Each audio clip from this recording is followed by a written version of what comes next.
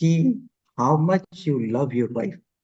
अगर कुछ अनजान आदमी से जाके आप बोलेंगे आप अपने पत्नी से कितना प्यार करते हैं, पहला तो आपको एक थप्पड़ लगाएगा अगर बुरा भी होगा तो। हम्म। स्पिरिचुअल का कुछ अंत नहीं है, इन्फिनिटिव है, अनंत काल होता है। क्योंकि बहुत बहुत प्रणाम सभी को। बहुत बहुत आत्मवंदन। डिविनिटी विदिन के इस मंच पे आप सभी का स्वागत है। पॉडकास्ट की श्रृंखला के साथ आज हम फिर से प्रस्तुत हुए हैं, डिस्कवरिंग इनर लाइट। आज के जो हमारे गेस्ट हैं वो बहुत ही स्पेशल गेस्ट हैं। हमें बहुत से प्रश्नों के उत्तर देने वाले हैं, हमारे जीवन में ये बताने वाले हैं कि किस तरह से हम अपना सांसारिक और आध्यात्मिक जीवन को संतुलन में बनाकर और आगे उन्नति करें। और क्या हम हमारी कभी जब स्ट्रेसफुल जॉब होती है तो हम आध्यात्मिकता को साइड में तो नहीं रख देते। हम अगर अपने मन से ये सोचें तो कभी कभी ऐसा होता है कि स्ट्रेसफुल जॉब या हेक्टिक जॉब के कारण हम अपनी केयर थोड़ा साइड लाइन कर देते हैं या आध्यात्मिकता को साइड लाइन कर देते हैं। और आज के जो हमारे गेस्ट हैं हमको वही बताने वाले हैं, क्योंकि ये आध्यात्मिकता प्रैक्टिस कर रहे हैं। ये एक स्पिरिचुअल साइंटिस्ट भी हैं। और बिना किसी विलंब के इनको मैं आपको इंट्रोड्यूस करना चाहती हूँ, आपके समक्ष रखना चाहती हूँ। ये हैं सुकान कुमार बेहरा और ये उड़ीसा से हैं। और ये उड़ीसा पुलिस में अकाउंट्स डिपार्टमेंट में है। अगर मैं भौतिक इनकी जॉब की बात करूं तो भौतिक ओहदे की बात करूं। और अगर मैं ध्यान जो ऑफिशियल स्पिरिचुअलिटी में जुड़ने की बात करूं तो वो है इनका 2014 से। वैसे तो बचपन से ही इनको स्पिरिचुअलिटी में बहुत ज्यादा आनंद आता था और ये बचपन से ही अपने आप को आध्यात्मिकता से जुड़ा हुआ महसूस करते थे। और 2014 में एक टर्निंग पॉइंट आया और इन्होंने ध्यान के अ, जगत में अपना कदम रखा। चलिए हम सब मिलकर इन्हीं के श्रीमुख से सुनते हैं इनकी आध्यात्मिक यात्रा के बारे में और इनका स्वागत करते हैं। बहुत बहुत प्रणाम sir. Welcome. Welcome to this platform. Thank you Archana ji for such wonderful introduction. आपका बहुत बहुत धन्यवाद इस मंच के मुझे बुलाया और आध्यात्मिकता के बारे में डिस्कशन करने के लिए आपका बहुत बहुत धन्यवाद। हाँ, जैसे आप बताया कि जो आध्यात्मिक जर्नी है मैंने 2014 से शुरू किया है। लेकिन छोटा जब मैं था, बच्चा था, तब से पता नहीं, एक मैं एक सीकर था कि क्या है वो चीज, भगवान क्या है और ये सब चीज क्या है, कुछ ना कुछ अंदर चल रहा था। तो असल में क्या होता है कि जो हमारा मन और मस्तिष्क में रहता है कभी ना कभी उसका आंसर मिलता है। तो दो यू टर्न मेरे लाइफ में आया वो 2014। तो अभी हम अगर बात करेंगे तो prior to spirituality and after spirituality.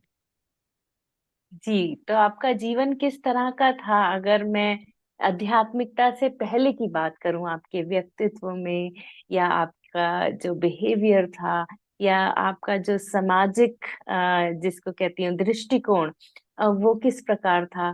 तो इस बारे में थोड़ा सा आप प्रकाश डालिए। यस मैम, एक्चुअली जैसे बोलते हैं एक नॉर्मल ह्यूमन बीइंग और एक आध्यात्मिक व्यक्ति, अभी उसका अंतर मुझे पता चला है। क्योंकि जब स्पिरिचुअलिटी में आने से पहले, स्पिरिचुअलिटी का मतलब ये तो एक ब्रॉड सेंस है, एक छोटे से हम समझ नहीं पाएंगे उसको। मैंने जब 2014 से पहले मेरा जर्नी था, तभी मैं, जैसे हम मंदिर जाते हैं, भगवान को पूजा माथा टेकते हैं, वहां पे प्रसाद लेके चढ़ाते हैं, ऐसा भी मेरा लाइफ था। क्योंकि मेरा स्कूलिंग लाइफ, कॉलेज लाइफ में जैसे एक नॉर्मल ह्यूमन बीइंग भगवान को जानता है, जनरली हम भगवान बोले तो हमारा माता पिता बताया कि हम मंदिर में जाके जो मूर्ति है उसको पूजा करते हैं। पहले तो हम, हमारा पहली भगवान है हमारे पिता और माता। और जो लोग वो एक्टिविटीज वो जो करते हैं हम उसी को भी फॉलो करते हैं। हमने देखा कि वो मंदिर में जाते हैं, प्रसाद लेके जाते हैं, फूल लेके जाते हैं, माला लेके जाते हैं, और जो अपने मन के अंदर जो होता है वो वहां पे प्रकट करते हैं। तो हम लोग भी ऐसा करते हैं, मेरे मन भी ऐसा आया था। तो इनिशियली जब मुझे कुछ होता था तो मैं किसी को नहीं बोल पाता था, तभी जाके मंदिर में बोलता था। तो इट्स इजी प्रोसेस। मेरे ऐसा हुआ था कि जैसे बोल सकते हैं कि खाने का स्ट्रक्चर, कुछ लोग वेज खाते हैं, कुछ लोग नॉन वेज खाते हैं। तो उसमें क्या होता था, एक डे स्पेसिफिक रख देते हैं कि संडे को नॉन वेज खाएंगे, मंडे को वेजिटेरियन। तो ऐसा भी मेरा लाइफ में कुछ था।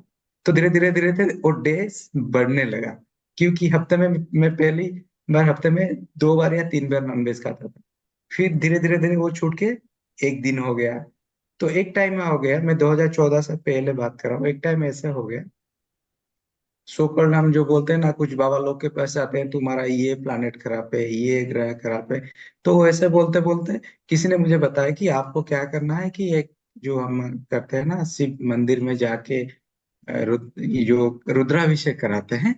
तो उन्होंने बताया कि ऐसा अगर आपके लाइफ में, हर हर किसी का लाइफ में तो कुछ उतार चढ़ाव होता है ना, तो मेरे लाइफ में भी कुछ ऐसा ही हो रहा था। तो उन्होंने जो सजेशन मुझे दिया वो तो अच्छा है, मंदिर में जाते हैं, रुद्राभिषेक तो सभी करते हैं, हमने फिल्म मतलब टीवी में भी देखा है, वो पुराने राजा वो भी करते थे। तो मैंने सोचा कि चलो कर लेते हैं।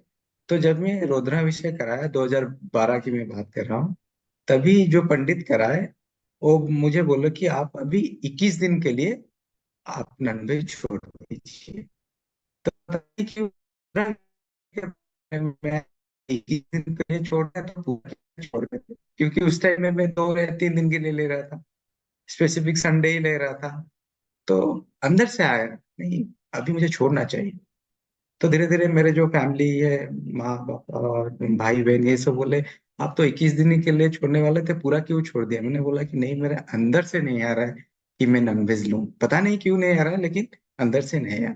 तब से मैंने नॉनवेज 2011 से करीब अप्रैल या मई का महीना होगा, तब से मैंने नॉनवेज पूरा छोड़ दिया। और जब नॉनवेज छोड़ दिया, तभी मैंने महसूस किया कि मेरे अंदर जो कुछ एंगर था, मैं कभी कभी इतना गुस्सा था, शॉर्ट टेम्पर था मेरा, तो धीरे धीरे कम होने लगा।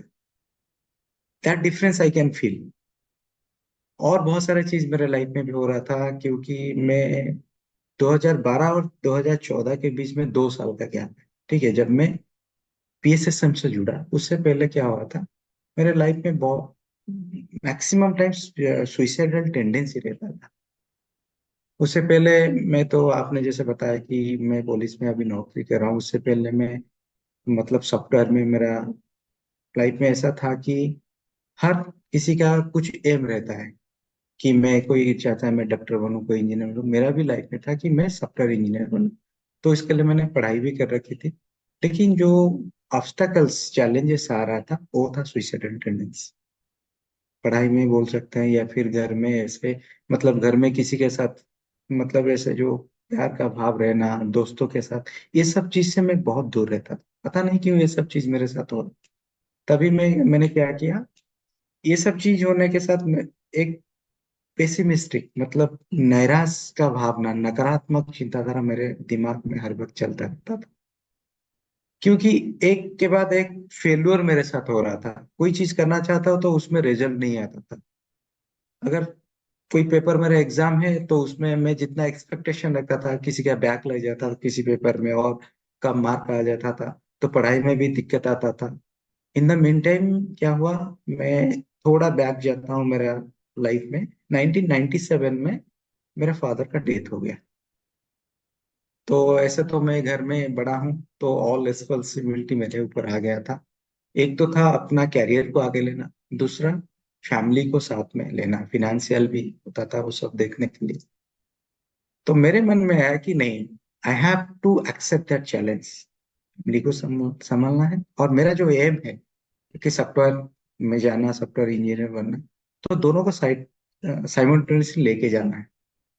लेकिन बीच में वो जो चीज आता था, जो मैंने बताया कि नकारात्मक चिंताधारा, सुइसाइडल टेंडेंसी, ये चीज बहुत चैलेंजिंग मोड था मेरे लाइफ में। तो उसके बीच में क्या हो गया, एक गैप हो गया। धीरे धीरे धीरे धीरे मेरा जो ड्रीम था कि मुझे बड़ा इंजीनियर बनना है, और एक ड्रीम था कि घर को कैसे फिनेंशियली स्ट्रॉन्ग करना है। तो ये जो नकारात्मक चिंताधारा था वो दोनों में गैप धीरे धीरे बढ़ने लगा। तो उसमें क्या हुआ, सपोर्ट भी नहीं मिला। तो ये सब स्पिरिचुअल लाइफ के मतलब प्रायर में बात कर रहा हूँ। तो उसमें क्या होता, धीरे धीरे धीरे मैं मुझे अकेलापन महसूस होने लगा था। राइट। तो मुझे सॉल्यूशंस, और एक चीज था कि वाइटल चीज फियरनेस था, मैक्सिमम फियर, डर रहता था ताकि ये ना हो जाए। ये चीज ये होता है तो क्या होता है, एक एक इंस्टेंस मुझे रिजल्ट नहीं मिलता था, तो धीरे धीरे नकारात्मक साथ मुझे फियरफुल, बहुत डर लगता था। तो ऐसे चलते चलते लेकिन दिमाग में था कि नहीं, मुझे रीजन ढूंढना है और मुझे आगे बढ़ना है। चैलेंजेस तो बहुत था।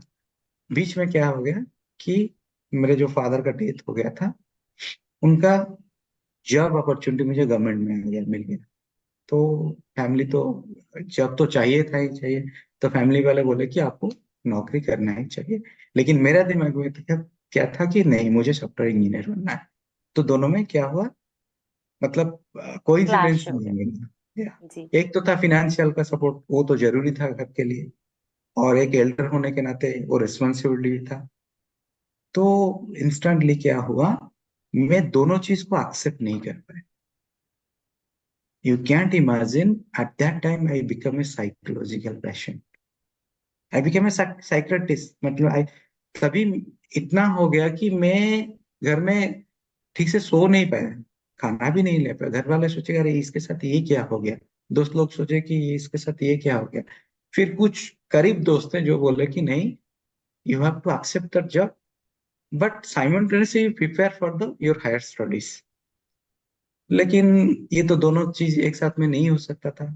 जब भी मैं डॉक्टर के पास गया कंसल्टेशन के लिए, वो कुछ ऐसे मेडिसिन भी दे रखे थे ताकि मैं आराम से सो सकूं। और वो जो चीज दिमाग में चल रहा है उस, क्योंकि साइकेट्रिस्ट ऐसे ही तो मेडिसिन देंगे। 2-3 दिन बाद मेडिसिन कंटिन्यू करने के बाद, जब मैं दूसरा कोर्स लेने के लिए सेंटर में गया, ड्रगिस्ट सेंटर में, वो बोले कि आप ये मेडिसिन ले रहे हैं। मैंने बोला हाँ, क्यों, आप तो पागल नहीं है तो ये मेडिसिन क्यों ले रखे हैं, आप बंद कर लीजिए। तो मैंने मेडिसिन भी बंद कर लिया। फिर क्या हुआ, मतलब मेडिसिन का इम्पैक्ट भी था, मेडिसिन बंद कर लिया, फिर वही सिम्टम्स मेरे साथ, वो फियरनेस। क्योंकि वो सब क्या हो गया था, डिपॉजिट हो गया था मेरे दिमाग में कि इतना ये नौकरी मिलेगा, इतने सैलरी मिलेगा, तो कैसे, मेरा जो ड्रीम था, वो लक्ष्य वहां पे था, लेकिन मैं खुल के बता नहीं सकता किसी को। I have to accept that job, whatever may the salary, I have to accept that. और फैमिली में भी तो खुल के नहीं बता सकता, because all responsibility comes to me. तो after all I have to accept that job. मैंने जॉब को एक्सेप्ट किया, जॉब भी किया, लेकिन साइमल्टेनियसली मेरा पढ़ाई जारी रखा। लेकिन वो जो चीज था, सुइसाइडल टेंडेंसी और जो नकारात्मक, वो मेरे पीछे पीछे भाग रहा। तो बीच में क्या हुआ, मैंने ठान लिया कि नहीं, अभी मुझे जॉब छोड़ देना है, क्योंकि इसमें मुझे कंसिस्टेंसी नहीं रह रहा है माइंड। फिर बहुत मेरे जो करीब दोस्त थे, फैमिली वाले समझे अगर आप जॉब छोड़ दोगे, ये गवर्नमेंट का नौकरी है, छोड़ दोगे तो दोबारा नहीं मिलेगा। हाँ अभी सैलरी कम है लेकिन बाद में तो सैलरी मिलेगा ना। तो आप धैर्य रखिए, अपना पढ़ाई जारी रखिए, धैर्य रखिए, धीरे धीरे सब होगा। तो मैंने ऐसे अपना खुद को समझ लिया, समझा के अपना जर्नी शुरू किया। और ऐसे बीच में क्या हुआ, मेरे जो मामा थे, वो, मैं तो उड़ीसा से बिलोंग करता हूँ, आपको पता है उड़ीसा एक स्पिरिचुअल हब है, जहाँ पे जगन्नाथ जी, खुद जगन्नाथ जी का मंदिर है, जो कि चारों धाम से एक धाम है, और बहुत सेक्रेट प्लेस है। तो वो रेगुलरली मंदिर जाते थे, जगन्नाथ जी का मंदिर। उन्होंने मुझे एक दिन बताया कि चलो मेरे साथ, आप मंदिर चलो। तो मैंने मंदिर में गया, जगन्नाथ जी का मंदिर में, आपको पता है जगन्नाथ जी का जो मंदिर है वो रात भर भी खुला रहता है। ऐसे हम, हमारा एक उड़िया में है, जी। जगन्नाथ जी का धाम में कोई जात पात नहीं होता, और जगन्नाथ जी का मंदिर में रात नहीं होता। अरे मतलब वाह। ऐसा एक है, जी। क्योंकि जो भी चाहे जिस टाइम में चाहे जा सकता है उस मंदिर। और लास्ट में जब मंदिर बंद होता है, उससे पहले जगन्नाथ जी का एक बड़ा, मतलब एक बेस होता है, उसको बोलते हैं बड़ा सिंगार बेस। तो उसमें ऐसा कहा जाता है कि उससे पहले भगवान के ऊपर चंदन चढ़ा जाता है। मतलब कपड़ा वगैरह सब निकाल के पतला कपड़ा पहना के चंदन लगाते हैं। ऐसा भी कहावत है, उस चंदन लगी के टाइम में अगर आपकी मन की कोई भी भावना हो, कोई भी कुछ है मांगने के लिए, तो उस टाइम आप बता सकते हैं। हर एक प्लेस मंदिर का कुछ मतलब इम्पोर्टेंस होता है, और वहां का भी कुछ खासियत ऐसा है। तो मेरे जो मामा थे, उसने मुझे लेके साथ में गया, वहां लेके गए और बोले कि आप रात में आज मंदिर में ठहरते हैं, आप आपके मन में जो भी है सवाल है या फिर कुछ भी चीज आता है मन में, तो खुल के बताना उस टाइम। मैं बात कर रहा हूँ 2015, हाँ 15 का बात कर रहा हूँ। उस दिन मैं गया मामा जी के साथ, और ऐसे ही बताया मंदिर में। तो आप यकीन नहीं करेंगे, 2-3 दिन के बाद ऐसे अल्टीमेटली कुछ सोल्यूशन आ गया। मैंने सोचा कि अरे वाह, ये तो बहुत मतलब मिराकल हो गया। और जगन्नाथ जी के बारे में तो मैंने पहले भी सुना था, तो धीरे धीरे I am attach to that temple. जब भी छुट्टी मिलता था, क्योंकि 60 किलोमीटर दूर में हमारा घर होता है, सॉरी 90 किलोमीटर दूर में, मैं बाइक लेके भी चला जाता था। कभी संडे सैटरडे रात को चला जाता था, वहां पे रुकता था, संडे आके फिर मंडे को ऑफिस करता था। ये मेरा डेली रूटीन बन रहा था। तो उसमें क्या हुआ, जैसे हम जानते हैं कि अभी मुझे स्पिरिचुअलिटी में मालूम है कि मंदिर का वाइब्रेशन कैसा होता है, लेकिन उस टाइम में पता नहीं था। हर लोग जाता है मंदिर, मैं भी जाता था मंदिर अपना प्रेयर करने के लिए, अपना भाव प्रकट कर, क्योंकि मैं अपना भाव किसी को बता नहीं सकता था। तो आप ऐसा ही बोल सकते हैं, जगन्नाथ जी मेरा एक क्लोज फ्रेंड बन गए, जिसको मैं हर चीज बोल सकता हूँ, और वापस में रिजल्ट भी मिलता था। तो ये एक अच्छा मतलब बंडिंग बन गया वहां पे। तो धीरे धीरे मैं जब संडे, पहले क्या होता था, पढ़ाई करता था तो संडे में मैं पिक्चर देखने जाता था या फिर दोस्तों के साथ। अभी मेरा रूटीन बन गया कि हर संडे जगन्नाथ जी के पास जाने हैं। तो धीरे धीरे मेरे जो दोस्त लोग थे वो भी मेरे साथ चलने लगे। तो ये एक रूटीन बन गया, और धीरे धीरे मुझे मेरा यहीं से क्या स्पिरिचुअल लाइफ धीरे धीरे शुरू होने लगा। तो इन द मीन टाइम 2015 के सितंबर में मेरा ट्रांसफर हो गया 300 किलोमीटर दूर। जगन्नाथ मंदिर से 500 किलोमीटर दूर होगा, 450 किलोमीटर मेरा घर से, 300 किलोमीटर दूर। तो उस टाइम में फिर मेरा मन में सवाल आया, अरे अभी मैं क्या करूं। तो दोस्त दूर हो गए। दोस्त तो दूर हो गए, और ये माहौल भी नहीं मिलेगा। फिर बीच में क्या हुआ, मेरे मैं बोल रहा हूँ 15 से 1 साल पहले, 14 में मेरे जीवन में एक गुरु है, पहला गुरु। ठीक है। ऐसे तो सुबह हम घर के पास क्रिकेट खेलने जाते थे, वहां पे एक लड़का आया था। तो उन्होंने बताया कि मेरे पापा को कुछ मालूम है। आजकल हम जैसे बोलते हैं कि थर्ड आई मास्टर, उस टाइम तो मुझे जी। पता नहीं था थर्ड आई मास्टर। लेकिन बहुत सारे साधक है जिसको कुछ मालूम होता है। तो उन्होंने मुझे बताया कि आप चलो मेरे पापा के पास, आपका जो पर्सनल प्रॉब्लम होता है वो डिस्कशन करेंगे। Coincidentally he is also a government employ, वो कोर्ट में जॉब करते थे। और पता चला कि वो रेकी जो हीलिंग करते हैं, वो रेकी का मास्टर है, वो 3rd लेवल कंप्लीट किए थे। और हमारे जो जितने भी है सब, वो भी बड़े साधक थे। तो उनके पास जाने के बाद पता चला कि बहुत सारे स्पिरिचुअल नॉलेज भी मुझे मिला। तो उन्होंने बताया कि आप मंदिर जाके जो जगन्नाथ जी को ढूंढ रहे हैं, वो आपके शरीर के अंदर है, अंदर ढूंढो। और आज से तुम्हारा जगन्नाथ जी का मंदिर जाना बंद। तो फिर एक सवाल आ गया, अरे ये कैसा सवाल, जिसको मैं जो दोस्त के पास जाता था, हर चीज बोलता था, हर कुछ चीज का आंसर मिलता था, वो बंद कर दूंगा। तो फिर क्या बोलते हैं, मैं एक धर्म संकट में आ गया, अभी क्या करूं। ठीक है। फिर उनको जाऊं तो जाऊं कहाँ? लेकिन मैंने क्या किया, उनको बता नहीं, छिप के चला जाता था, तभी उनको पता चला। फिर वो बोले ठीक है, तुम जाते हो तो इस संडे मेरे पास आओ। हर सैटरडे को चला जाता था। तो उस सैटरडे नाइट को उन्होंने मुझे अपने पास बुलाया, बुला के जगन्नाथ जी और भगवान जी का, वो बोला है जगन्नाथ, जगत का नाथ। नाथ मतलब हम स्वामी बोलते हैं, जो पालन करता है एंटायर जगत का, जो नाथ है वो है जगन्नाथ। और जो प्लेस है सैक्रेड प्लेस, पूरी पूरी मतलब वो पूरी तरह से कंप्लीट, पूर्ण रूप में है। तो ये ज्ञान दिलाए मुझे। तो धीरे धीरे मैं उसके अंदर घुसते गया। हाँ, पहले पहले जो बोलते थे वो सब मेरे सरफेस में चला जाता था, जो ज्ञान शरीर का, हम जब जो हमारा सात चक्र है, कैसा गुण है, 3 गुण, और ये सब चीज पहली बार जब मैंने सुना, सब बाउंस हो रहा था, लेकिन सुनने में इंटरेस्ट आता था। और धीरे धीरे वो जगन्नाथ का कंसेप्ट मेरे अंदर शरीर के साथ, ये जो शरीर है कैसे जगन्नाथ जी से जुड़े हैं, जो आत्मा परमात्मा ये सब कैसे शरीर में जुड़े। तो धीरे धीरे वहां से डिट्रैक्शन तो नहीं हुआ, वहां में जाता था। वो फिर मुझे समझाया आप जाओ, लेकिन उस भाव में मत जाओ कि वहां सिर्फ भगवान है, साक्षी भाव से जाओ। तो धीरे धीरे क्या हुआ, प्रोग्रेस होने लगा। तो इन द मीन टाइम अभी मैं come back to the transfer, मेरा जो ट्रांसफर हो गया, क्योंकि हाँ एक चीज, वो चीज में जाके जगन्नाथ जी को बताया कि एक तो है गुरु मुझे मना कर रहे हैं आपके पास आने के लिए, दूसरा मेरा ट्रांसफर हो गया है, तो अभी मैं क्या करूं। तो वो मंत्र मुझे मिल गया। एक दिन वही सुइसाइडल टेंडेंसी चल रहा था दिमाग में, लेकिन वो थोड़ा कम हो गया था। एक दिन क्या हुआ था, मैं ऑफिस से निकल के आ रहा था। इस दिन मेरे दिमाग में इतना मतलब नकारात्मक चिंताधारा आ गया था। That day have decided to commit suicide, whatever circumstances I have to decide suicide. क्योंकि ऐसा मेरा दिमाग में चल रहा था, पता नहीं क्यों ये हो रहा था। और आते के समय क्या हुआ, आपको पता है कटक में एक फेमस जगह है जो है कि बरवाडी स्टेडियम, जहाँ पे इंटरनेशनल मैचेस होता है, क्रिकेट मैचेस। और साइड में एक बड़ा सा ग्राउंड है जहाँ पे बड़ा बड़ा फेयर लगता है, वाली यात्रा है तो एशिया सेकेंड मोस्ट फेयर वहां पे लगता है। तो उस टाइम में क्या होता है, एक बुक फेयर वहां पे चल रहा था। मैं शाम का टाइम बोल रहा हूँ, 7 बजे, दिसंबर का महीना था, सॉरी नवंबर का महीना था। मैं वहां पे आ रहा था। तो उस दिन एक तो दिमाग में चल रहा था कि सुइसाइडल टेंडेंसी है, सुसाइड करना है।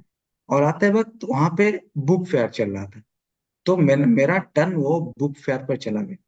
तो मैंने वहां गाड़ी रख के वो बुक फेयर में चला गया देखने के लिए किताब वगैरह। वो जो बुक फेयर चला था उसका सेंटर में एक बुक स्टॉल था, जहाँ पे पिरामिड लगा हुआ था, pyramid stall. PSSM pyramid spiritual societies movement लिखा था। कुछ पिरामिड था, कुछ किताब वगैरह था। और वहां पे दोनों हस्बैंड वाइफ खड़े थे। तो मैंने वहां पे चला गया, वहां जाके डायरेक्टली उस पिरामिड के पास गया। मैंने जाके पूछा, वो जो वहां पे खड़े थे, एक थे हमारे पुराने मास्टर हरीश टंग और नीता टंग, वो दोनों हस्बैंड वाइफ थे। तो उनको मैंने पिरामिड के बारे में पूछा, और एक क्वेश्चन पूछा कि how much you love your wife. अगर कुछ अनजान आदमी से जाके आप बोलेंगे आप अपने पत्नी से कितना प्यार करते हैं, पहला तो आपको एक थप्पड़ लगाएगा अगर बुरा भी होगा तो। बिल्कुल। और वो इतने अच्छे मास्टर थे, अभी तो मैं मास्टर बोलता हूँ, इतने अच्छे आदमी थे। उन्होंने मुझे कस के पकड़े, पता नहीं उनको क्या पता चला, उन्होंने मुझे कस के पकड़े करीब 2 मिनट 2.5 मिनट। जब वो मुझे पकड़े तभी पता चला कि उस उनके अंदर से, उनके हाथ से कुछ चीज मेरे अंदर ट्रांसमिट हो रहे हैं। तो उस 2 मिनट बहुत वाइटल टाइम, मेरे दिमाग में जैसे कुछ मतलब जो नकारात्मक चिंता था, सुइसाइडल टेंडेंसी, वो कुछ पल के लिए गायब हो गया। अब बहुत रिलैक्स लगा उस टाइम में। लेकिन अभी मुझे महसूस हो रहा है उस टाइम में, उस, हाँ वो तो चला गया था, लेकिन इतना मैं मतलब कॉन्शियसनेस में नहीं था। लेकिन कुछ चेंजेस हुआ।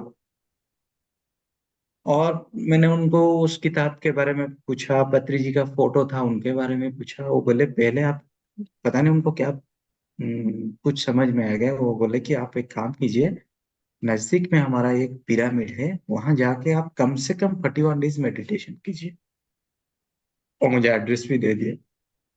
और मैंने, जिसका पिरामिड था वो भी बहुत पुराने मास्टर थे, और जिनको पत्री जी नाम दे रखे थे मदर इंडिया, सुशीला भावन सिंह का उनका नाम। उनके छत के ऊपर बड़ा पिरामिड था। तो मैंने उसी रात में उनको फोन किया कि मैम मैं कल सुबह आने वाला हूँ। वो बोले कि आप 6 बजे आ जाइए, गेट खुला होगा, आप ऊपर आ जाइए। तो उस रात में मुझे नींद भी नहीं आया, 5 बजे जाग के पूरा नहा धो के, जैसे मंदिर में जाते नहा धो के वहां पिरामिड पे चला। कंटिन्यूअसली मैंने 41 डेज ध्यान किया वहां पे जाके। वो मुझे गाइड भी किए कि बस सांस के ऊपर ध्यान रखो, आराम से बैठो, सांस के ऊपर ध्यान रखो। 11 दिन, कम से कम 11 दिन के बाद अजीब सा महसूस हुआ। मतलब जैसे कि full of lights coming in to my body, मेरे शरीर में आ रहा है। और पूरे शरीर में जैसे चींटी काट रहे हैं। फिर मैंने आंख खोल दिया, अरे यहाँ पे तो कुछ चींटी वगैरह नहीं है, कौन काट रहा है? तो मैंने उसको पूछा, वो बोले कि ये जब फ्लो ऑफ एनर्जी होता है ऐसा, ध्यान में 7 तरह का अनुभूति होता है, ये तो बाद में मुझे पता चला।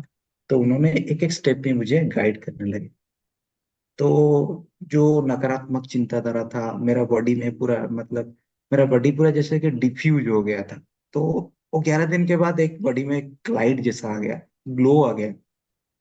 तो मेरे दोस्त लोग भी हैरान हो गए, अरे ये कैसा चेंजेस आ गया। मैंने किसी को कुछ बताया नहीं, क्योंकि वो तो बस 11 दिन हुए थे। मैंने अपना ध्यान जर्नी जारी रखा था। फिर मैंने अपना ध्यान को कंटिन्यू किया, रेगुलरली किया। और शायद 1 या 2 महीने के बाद पत्री सर से भी मुलाकात हुआ। पहली बार सर उनके घर आए थे, तो उनके साथ भी मुलाकात हुआ। जब पहली बार सर आए थे तो सर बहुत गुस्सा किए थे। मैंने पूछा था, सर ये ध्यान कैसा होता है, क्यों सर पहली बार गुस्सा किए थे? तो मेरे दिमाग में भी बहुत सवाल आए। तो ये मेरा लाइफ का जर्नी है। तो स्पिरिचुअल जर्नी पीएसएसएम में, एक्चुअल स्पिरिचुअल जर्नी यहाँ से शुरू हुआ। वाह। आगे तो बहुत सारे है। वाह सर। तो बहुत ही सरलता से आपने बताया कि आध्यात्मिकता से पहले का जीवन किस तरह का था और किस तरह से आप आध्यात्मिकता से जुड़े। सर, आध्यात्मिकता से जुड़ने के बाद आपके जीवन में क्या क्या बदलाव आए? आसपास के लोगों ने, आपके मित्रों ने, आपके परिवार वालों ने कुछ तो बदलाव देखे होंगे, आपने खुद ने भी महसूस किए होंगे। तो सर, वो किस तरह के बदलाव थे? जब मैं पहले बोला था कि पहला था फियर, मन में जी। बहुत डर था कि ये चीज कर लूं, ये ना हो जाए। और जो सुइसाइडल टेंडेंसी था, वो एक डर ही था और कुछ नहीं। वो पहले पूरा गायब हो गया। अरे ये, फिर मैं डरूं किससे? और जो दोस्त लोग मतलब मेरे साथ नहीं दे रहे थे, कि क्योंकि मेरे पढ़ाई में अच्छा नहीं हो रहा था, मार्क्स भी कम आ रहे थे, और सोच भी इतना नेगेटिव था। तो कुछ दोस्त भी अवॉइड कर रहे थे। बाद में वही दोस्त वो चेंजेस को दिखा रहे, ये इतना चेंजेस इसमें कैसे आ गए। घर वाले भी जो परेशान थे, क्योंकि एक बड़े होने का रेस्पॉन्सिबिलिटी था और घर में कोऑपरेशन भी चाहिए था। तो घर वाले देखे कि हम इतने डॉक्टर के पास गए, इतने साधक के पास गए, इतने पैसा खर्चे किए, तो उसमें कुछ रिजल्ट नहीं आया। लेकिन ये ध्यान करने के बाद बार बार पूछ रहे थे, क्या तुम्हारे साथ वही हो रहा है जो पिछली बार हो रहा था? क्योंकि सच में उनको यकीन नहीं हो रहा था कि ये इतना चेंजेस आ गया है। तो वो भी मना नहीं करते थे। मैं 1 घंटा की जगह 2 घंटा ध्यान में बैठ जाता था घर में या वहाँ, वो मना नहीं करते थे। धीरे धीरे मैं बाहर भी जाने लगा, जहाँ पे क्लासेस हो रहा था बाहर पिरामिड। तो उन्होंने मुझे कभी भी मना नहीं किया, क्योंकि वो देख रहे थे कि मेरे अंदर क्या चेंजेस आ रहा है। जो अकेलापन था, जो मैं अवॉइड करता फैमिली को, तो धीरे धीरे मैंने मेरा अटैचमेंट वहां होने लगा। वाह। तो ऑफिस में भी कुछ खुद मेरा ऑफिस स्टाफ भी वो देख के हैरान हो गए। वो भी मेरे साथ, मैंने उनको बुला के पिरामिड में लेके गया, वो भी मेरे साथ ध्यान करने लगे। तो ये सब चेंजेस मेरे लाइफ अद- में, मतलब ध्यान के बाद ये सब होने लगा। अद्भुत सर, अद्भुत। मतलब परिवार वाले भी खुश और ऑफिस यस वालों यस। को भी पता लगने लगा कि हाँ, कुछ तो परिवर्तन हो रहा है, और आपको भी एक ठहराव महसूस होने लगा। तो सर, जब हम ध्यान आप कर रहे थे, तो सेवा करने का किस तरह से आपका सोच बना या कि ध्यान के साथ साथ सेवा भी कर की जा सकती है, या मुझे सेवा करनी चाहिए? या absolutely, it's a very nice और इम्पोर्टेंट क्वेश्चन। देखिए, सेवा का भाव है, मैं प्रायर टू स्पिरिचुअलिटी बात करता हूँ। जी। जब मैं जगन्नाथ मंदिर जाता था, वहां पे जैसे हम ऑफिस में नौकरी करते हैं, तो हमारा वर्क डिवाइड होता है। ये काम करेगा, स्वीपर अपना काम करेगा, और मतलब जो ऑफिस का पीएन दफ्तरी है, वो अपना काम करेगा। तो मंदिर में भी कुछ स्ट्रक्चर ऐसा था, डिवाइड किया गया था। मंदिर में एक आदमी झाड़ू लगा रहा था। तो हम, मेरे एक दोस्त मेरे साथ गया था, तो उनको बोला कि मुझे थोड़ा सेवा के लिए मिलेगा आपका झाड़ू? तो वो जो टर्म था सेवा के लिए, वो झाड़ू नहीं बोला। तो मंदिर में वो जो उन्होंने मना किया, नहीं मैं आपको नहीं दे सकता, क्योंकि वो पूर्ण भाव से सरेंडर था। वो झाड़ू नहीं लगा रहा था, वो अपनी सेवा दे रहा था मंदिर में, राइट। लेकिन अब जो स्पिरिचुअलिटी में सेवा आ रहा है, वही सेम चीज, लेकिन थोड़ा चेंजेस है, भावना का, वो लेवल ऑफ थॉट्स का चेंजेस है। वो सेवा क्या है? वो तो अपने कंप्लीटली सरेंडर कर दिया था भगवान के पास कि मैं मंदिर झाड़ू लगा रहा हूं। भगवान का अल्टीमेटली वो सबका सेवा कर रहा है, क्योंकि ये चीज गंदा होगा तो कोई डिवोटी आएगा तो उनको अच्छा नहीं लगेगा। अब जब मैं स्पिरिचुअलिटी में आ गया, पीएसएस में जुट गया, तो देख रहा था कितने बड़े मास्टर्स है। मास्टर्स मतलब पत्री जी सबको मास्टर्स बोलते हैं। जो हम गुरु बोलते हैं वो सबको ही गुरु मानते हैं, सबको मास्टर बोलते हैं। वहां पे बहुत सारे डॉक्टर्स भी है, बहुत सारे बड़े बड़े पोस्ट का है। तो वो बेफिक्र अनकंडीशनल सेवा देते थे। क्या सेवा? कहीं पे भी प्रोग्राम होता है वो खाना परोसते थे, खुद पत्री साहब भी खाना परोसते। और खुद अगर हमारा कोई घर में फंक्शन होता है तो हम आउटसाइड वाले को बुला के खाना परोसने के लिए ये सब करते हैं। लेकिन जहां भी हमारा ईपीएस सिस्टम का स्टॉल लगा रहता है, बेफिक्र होके सब मास्टर जाके खड़े होके वो सब सर्व करते थे। ये चीज मैंने नोटिस किया। और कुछ भी सेवा अपने मन से भाव से वो करते थे। तभी से मैंने लर्निंग किया, एक्चुअल सेवा का मतलब रहता है कि अनकंडीशनल लव। आपके मन में कुछ कंडीशन नहीं है। ध्यान बताना, ध्यान करना, खुद ध्यान करना, और ध्यान का जो लाभ होता है वो दूसरों को बताना, ये भी एक सेवा है। कैसे बताना? दूसरों को ध्यान में बुलाना, आप ध्यान करो, यहाँ आके हमारे साथ ध्यान करो, ये भी एक सेवा है। मोबाइल फोन के अंदर जूम में क्लासेस वगैरह लेके किसी को बताना, कहीं जाके लिफलेट्स ध्यान के बारे में कुछ लिख के वो लिफलेट के जरिए दूसरों को देना, कहीं फेस्टिव ओकेजन चला है दूसरों को बताना, ये भी एक सेवा है। तो मुझे बाद में पता चला कि सेवा, सर्विस इज द मतलब बेस्ट आप बोल सकते हैं। और उसका कुछ मतलब कुछ सर्कमस्टांसेस नहीं है, वो ओपन है, बहुत ओपन है। किस तरह का भी आप सर्विस दे सकते हैं। ऐसा नहीं कि आपके पास अगर ज्यादा फिनांस है तो आप, जैसे हम जाके कुछ मतलब अनाथ आश्रम है वहां जाके खाना देते हैं, जैसे फिनांस, उसी तरह आपके पास बहुत सारे फिनांस है तो आप उसको ध्यान प्रचार में लगा सकते हैं, कहीं पे पिरामिड बना सकते हैं। तो ये जो सेवा मेरे मन में आया, नहीं, सर्विस का तो बहुत सारे ब्रांचेस है। अगर मेरे पास फिनांस नहीं है, टाइम तो है, तो मैं टाइम को यूटिलाइज कर सकता हूँ, कुछ लिफलेट, कुछ किताब को ट्रांसलेशन कर सकता हूँ। तो इस तरह का सेवा का मनोभाव जो जो है कि द मैक्सिमम, जिसमें हम बोल सकते हैं कि the latest of spirituality, that is सेवा। तो मेरे मन में आया कि मैं भी कुछ सेवा दे सकूं।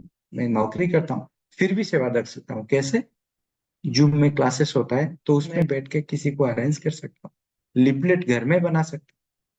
तो दैट काइंड ऑफ सेवा मुझे वहां से पता चला।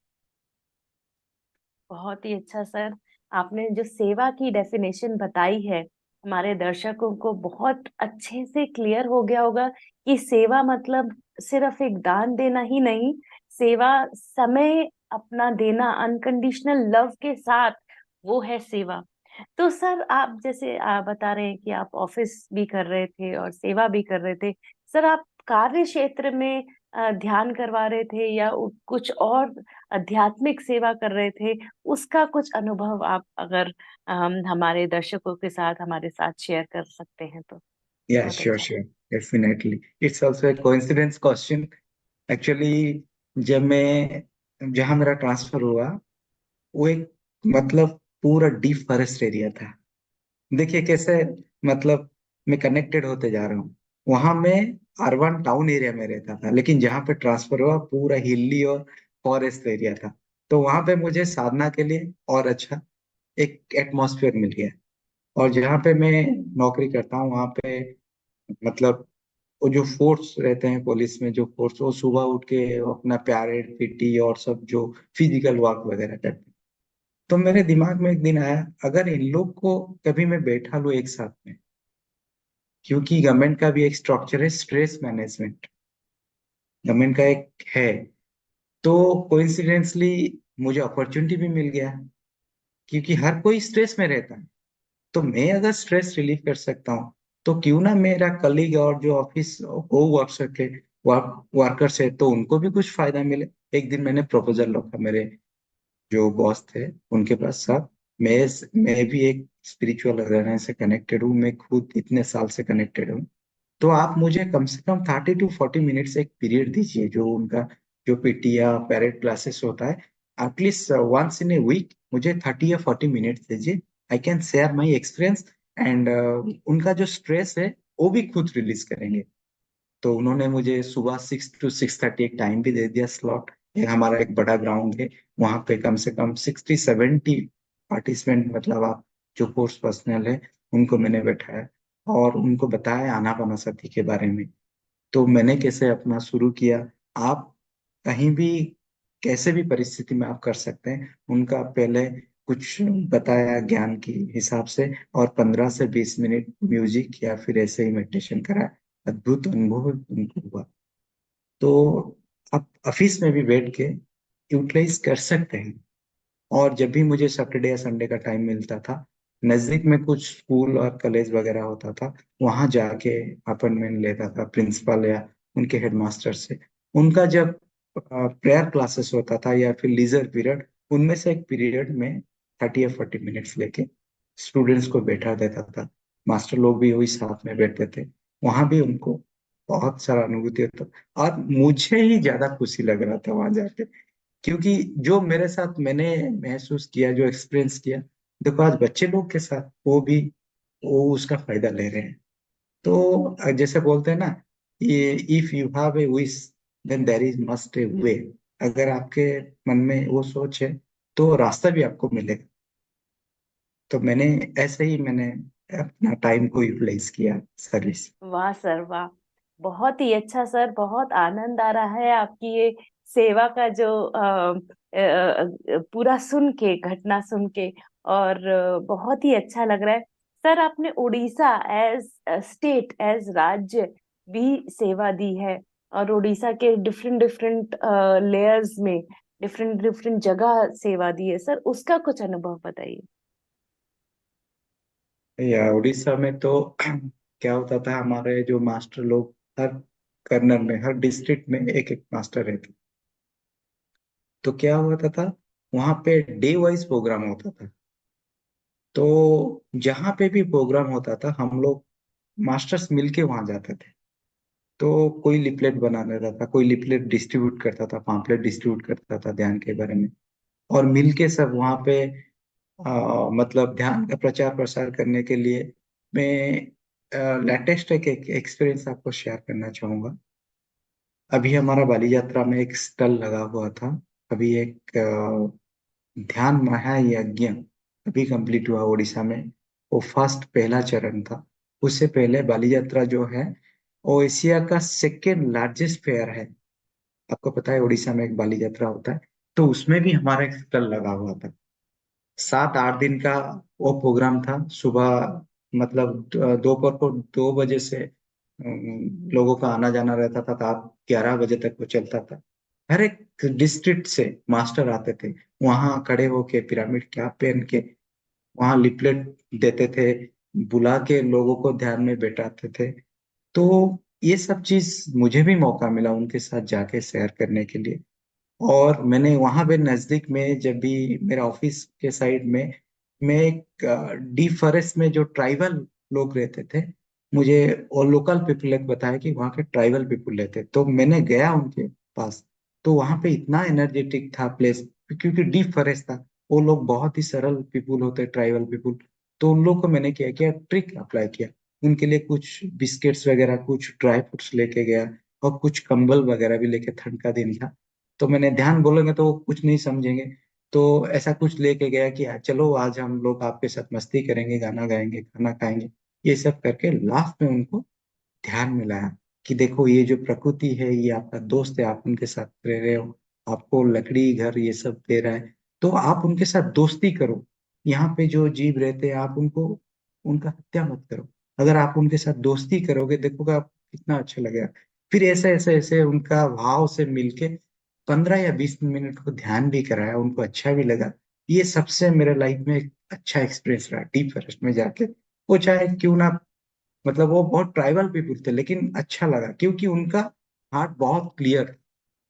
जी। तो ये वाह। मेरा एक बहुत बढ़िया एक्सपीरियंस है। वाह सर। सर, ये जो ध्यान के दौरान और सेवा के दौरान स्पेशली, जब आप इतने अच्छे अच्छे एक्सपीरियंस बता रहे हैं, सर कुछ चैलेंजेस भी आपने फेस किए? कुछ चैलेंजेस के बारे में बताइए। या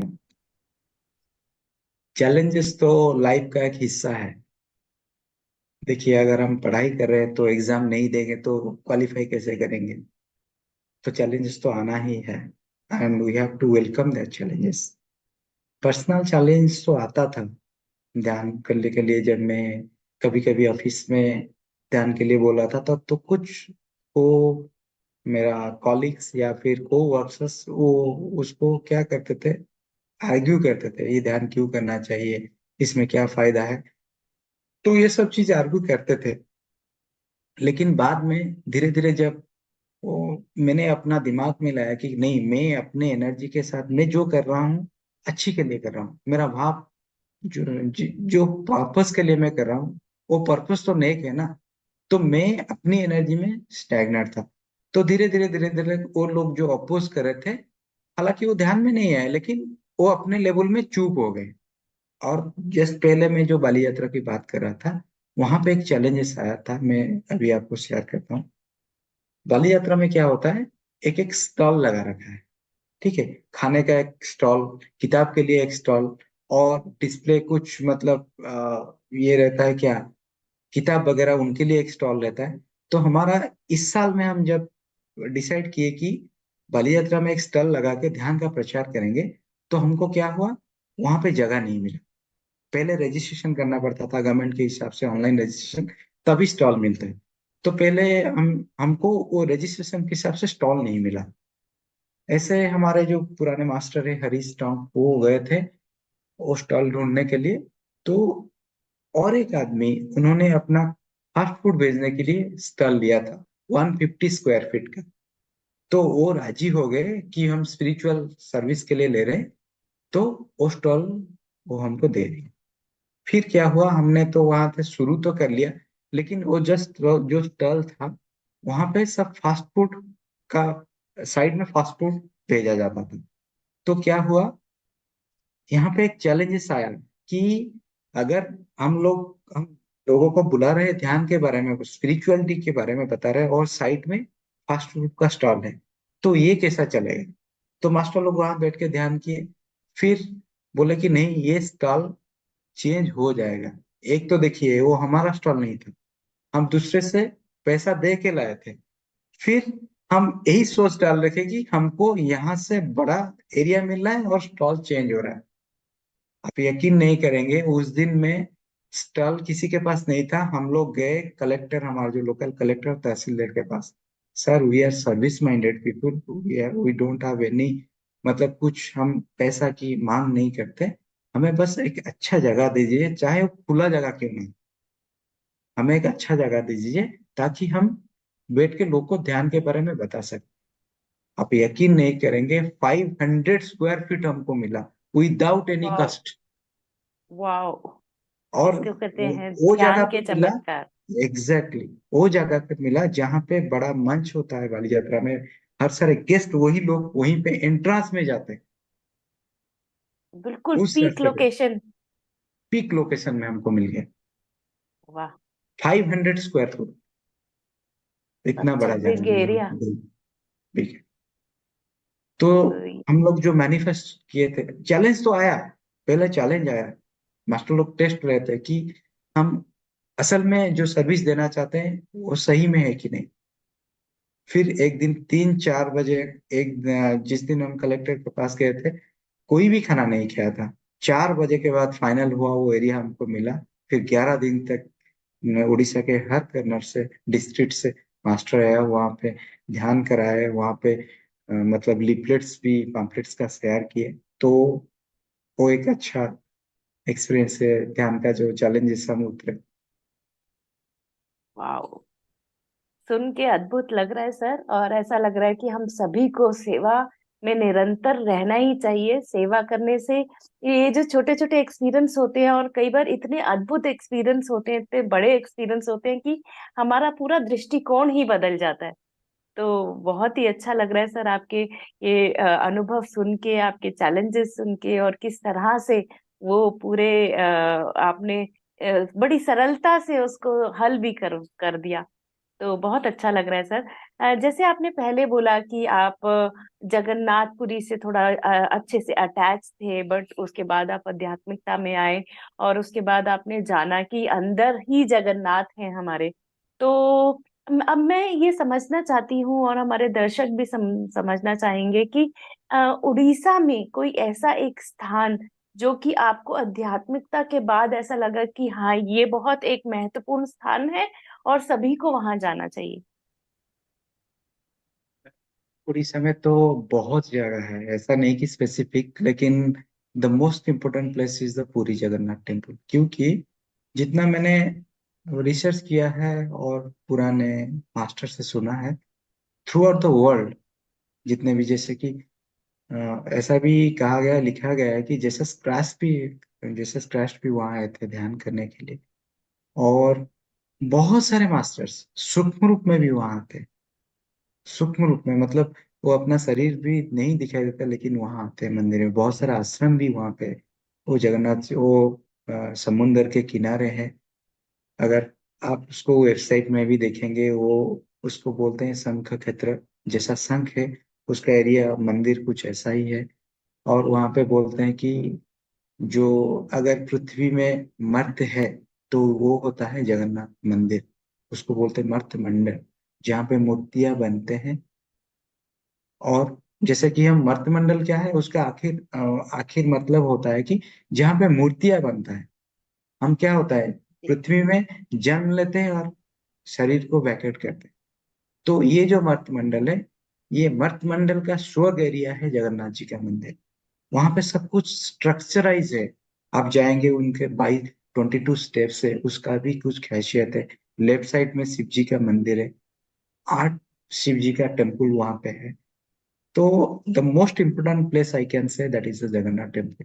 तो बिसाइड्स दैट बहुत सारे मंदिर में है, जैसे कि आप भुवनेश्वर में लिंगराज टेम्पल है। और एक मतलब जगह है जिसका नाम है चौसठी योगिनी पीठ। ठीक है, वो भुवनेश्वर में पुरी जाने के रास्ता में आएगा।